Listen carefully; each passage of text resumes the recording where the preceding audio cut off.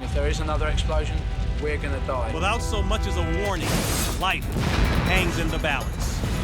Human endeavor turns to chaos. And within seconds, nothing will ever be the same. Ever.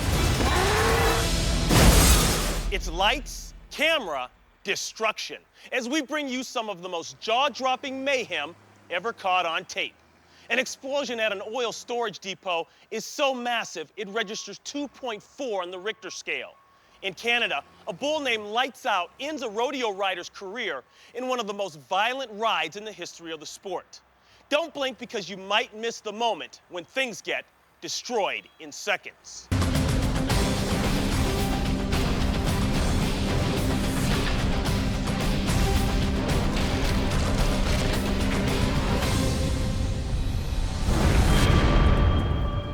A typical day at the Wichita, Kansas City Hall. People come and go throughout the ground floor, tending to official business.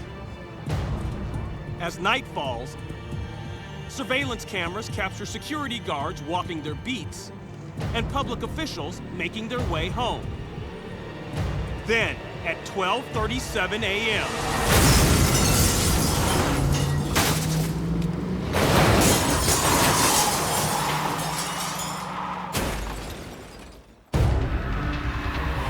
a man rams his town car through the building's east side doors. He drives the 2-ton automobile across the lobby at 45 miles per hour. As stunned officers take chase on foot, the driver roars past a bank of elevators. Then seconds later, he plows through the X-ray machines. He continues out the west side of the building and crashes into the wall of a parking structure, 200 yards from where he entered the building. The driver claims that he's hearing voices in his head. But officials suspect that he was angry after police asked him to turn down the music in his car. To prevent this from happening again, the city of Wichita installs concrete barriers around the perimeter of City Hall. Damages are in excess of $200,000. Fortunately, no one was injured during the driver's rampage.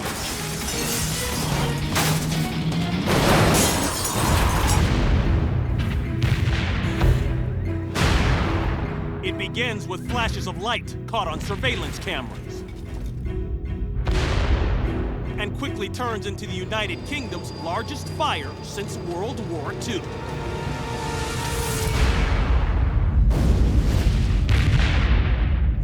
December 2005, 25 miles northwest of London.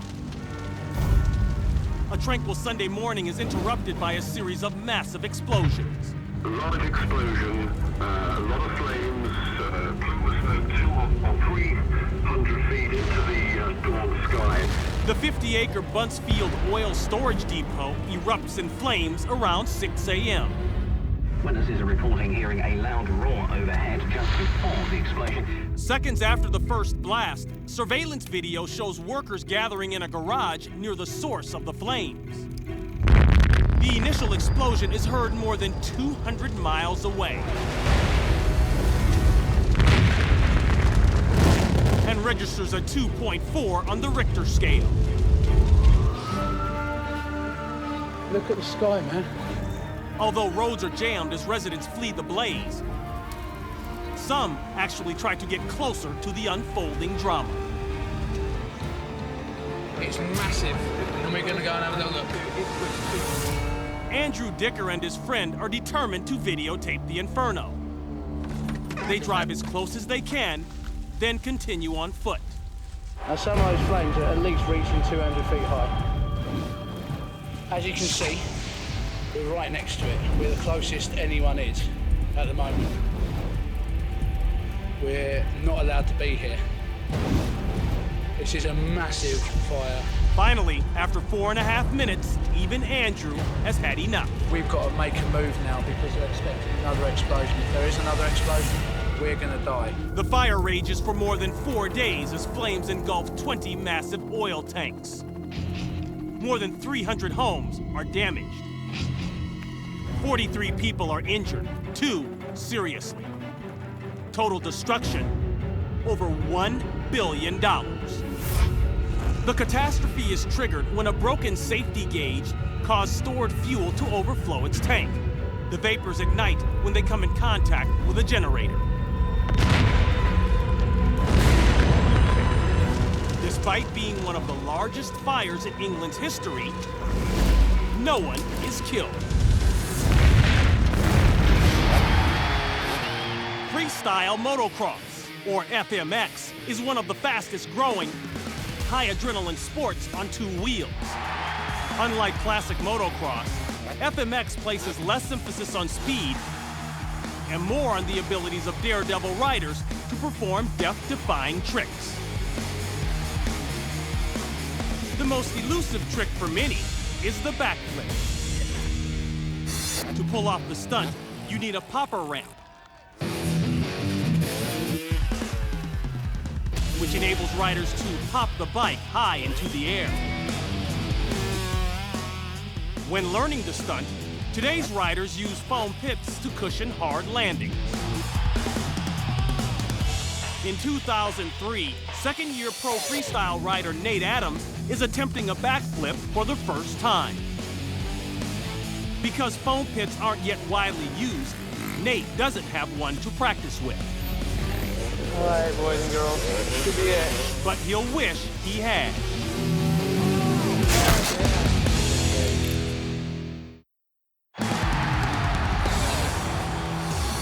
In the world of freestyle motocross, Nate Adams is known as the Destroyer. Due to his ability to blow crowds away with his high-flying and difficult stunts, he's considered one of the best riders in the sport. In 2003, Nate is 19 and in his second year of competing in freestyle motocross. Known for his unrelenting work ethic, he's determined to pull off the backflip, which is new at the time. Nate uses a popper ramp set up in the backyard of fellow rider and friend Mike Metzger. Mike is one of the few riders in the world who actually completed the stunt in competition.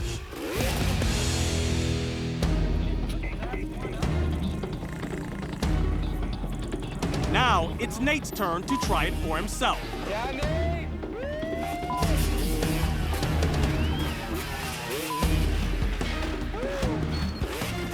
After 16 run-throughs, He's real likely to do it this time. oh, man, his friends are getting restless.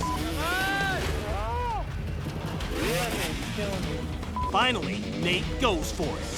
All right, boys and girls. He's okay.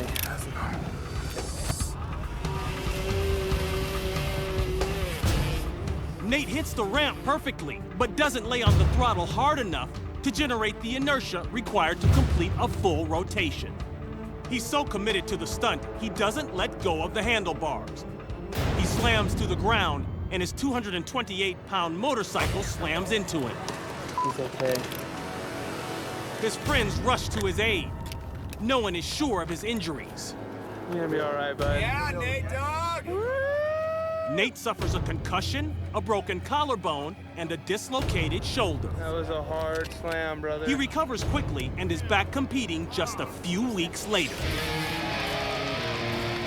Since 2003, he's gone on to amass one of the most impressive resumes in freestyle motocross, becoming the first person to beat the world-renowned Travis Pastrana in a professional competition. Today, the backflip is Nate's signature move. He can complete more variations of the trick than nearly any other rider competing. He's also the first rider to pull off the backflip and land completely hands-free in competition. San Antonio, Texas. Statistics show that riding the bus here is as safe as any comparably sized city. But with 90 bus lines traveling 2.5 million miles each year, the fact of the matter is, accidents do happen.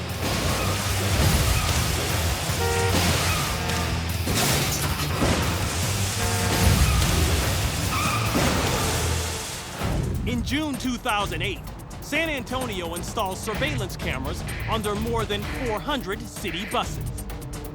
Out of the accidents captured on tape, Some appear to show reckless behavior on the part of the operators.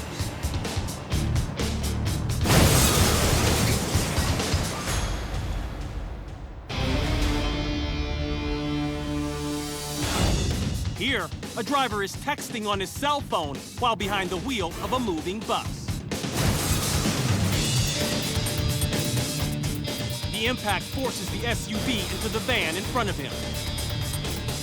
2 handicapped passengers are on board the bus. Neither is injured.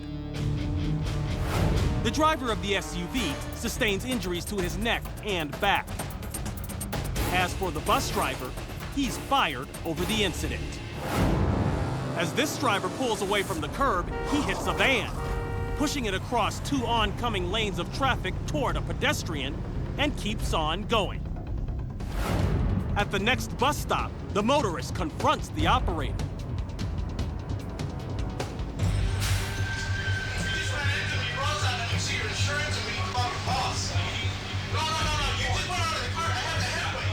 The bus driver has a unique way of responding.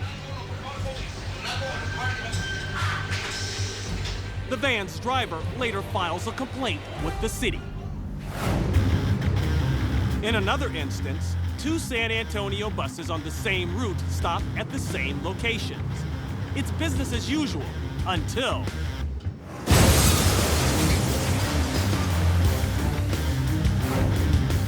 the bus driver rams the second bus at 25 miles per hour.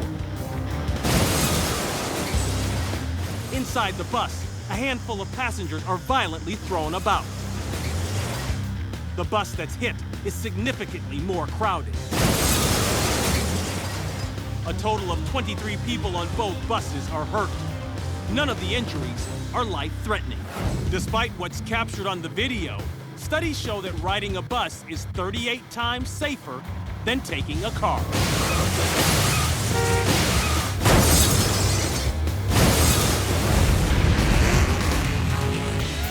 Some liken top-fuel dragsters to rockets on wheels.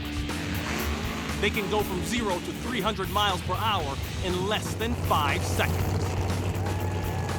To achieve such fast takeoffs, drivers first perform what's called a burnout. The friction creates heat, which softens the tires so they better grip the track. Racer Darren Morgan pulls up to the line and prepares to take on a competitor, unaware that he's not going to make it more than 200 feet down the track.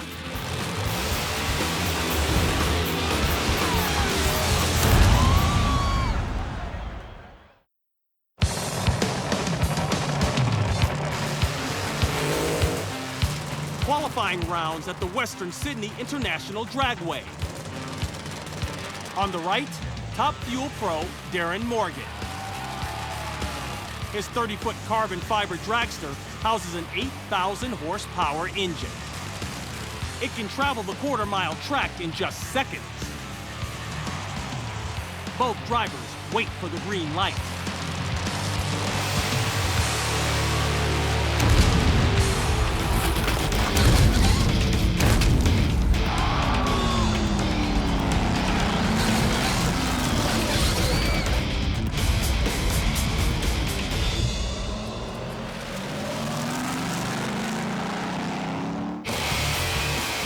All 5 bolts on Morgan's right rear tire suddenly shear off. The wheel goes flying. Morgan's dragster rolls on its side and skids across the track.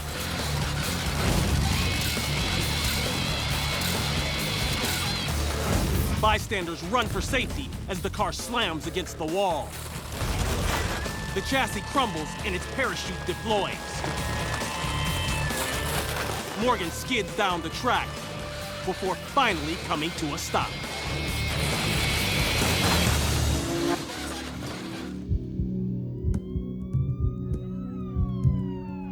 The emergency crew is quickly on the scene.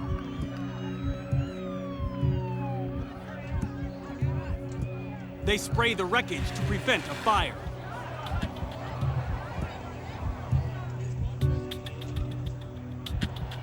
Morgan walks away with just an injured finger. He's back racing 3 weeks later. According to Morgan, how all 5 wheel bolts failed at once is a complete mystery. As for his dragster, it takes more than 600 man-hours and $200,000 to repair.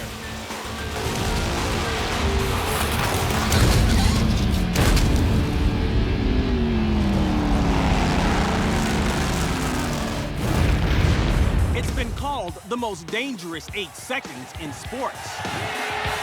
That's how long a rider has to stay on the bull in professional rodeo riding. And the rider is only allowed to hold on with one hand, while the raging animal bucks, rears, and spins. At the National Rodeo Finals in Edmonton, Alberta, Canada, Greg Whitlow is about to ride a 1,400-pound black bull. 2 years earlier, Greg lost an eye during a ride when he was gored by another bull. But that hasn't stopped the 27-year-old. Greg is able to hang on at first, but then the bull called Lights Out lives up to his name.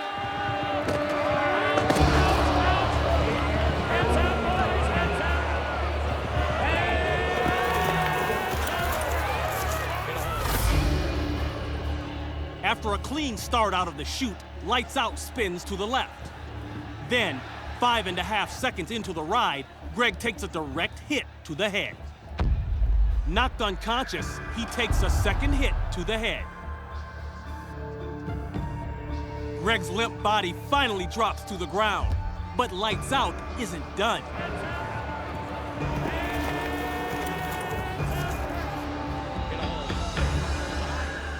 Fellow cowboys and arena workers finally lure the bull away. Greg Whitlow gets knocked in the head. Meanwhile, Greg lies motionless on the dirt. He stabilized, then rushed out of the arena with severe head injuries. He spends 6 weeks in the hospital. Greg's wild ride becomes the last of his career. While in recovery, he decides it's time to retire.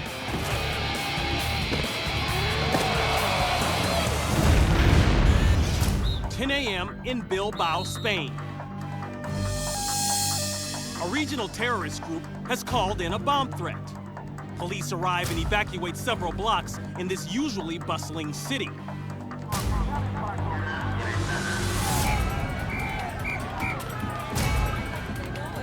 The caller states that a bomb is stashed in this van and will detonate in front of a local TV station in 1 hour. In the neighboring residential area, locals are instructed to stay inside. The bomb squad arrives.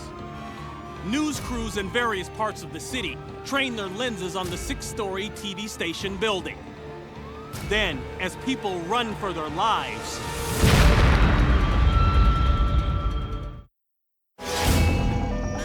a regional terrorist group calls in a bomb threat to a TV station. They state that the device will detonate in 1 hour. A van parked just outside the station is said to be filled with explosives. As people flee the building, the bomb squad arrives and cordons off the area. Just as time runs out,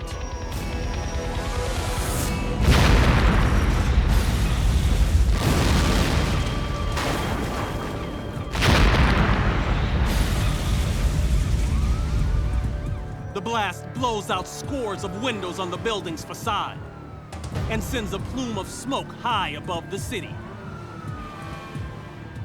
Firefighters move in to douse the flames. The van, seen here pulling up to the building rigged with over 220 pounds of explosives, is reduced to a burnt shell. The building suffers no structural damage. The TV station is back up and running within hours, even with shards of glass blanketing the floor. No one is killed in the attack, and there's only one injury, a station employee who suffers ear damage from the explosion.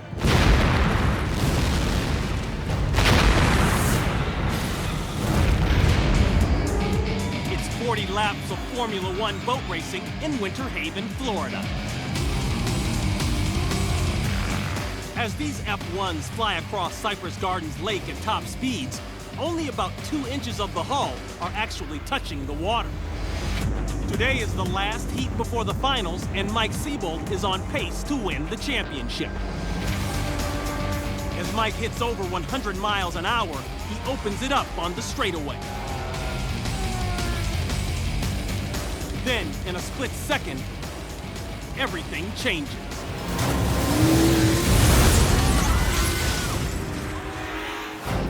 Since the lightweight body rides largely on a cushion of air, it doesn't take much to send a boat tumbling. In this case, it's a sudden gust of wind. Another angle reveals a competitor's boat colliding with Mike's debris and not stopping. The race is stopped as rescuers rush to the scene. To everyone's surprise, Mike is not injured. Despite the damage to his boat, he's able to make repairs and race it again the next day. I'm Ron Pitts, and we'll see you next time on Destroyed in Seconds.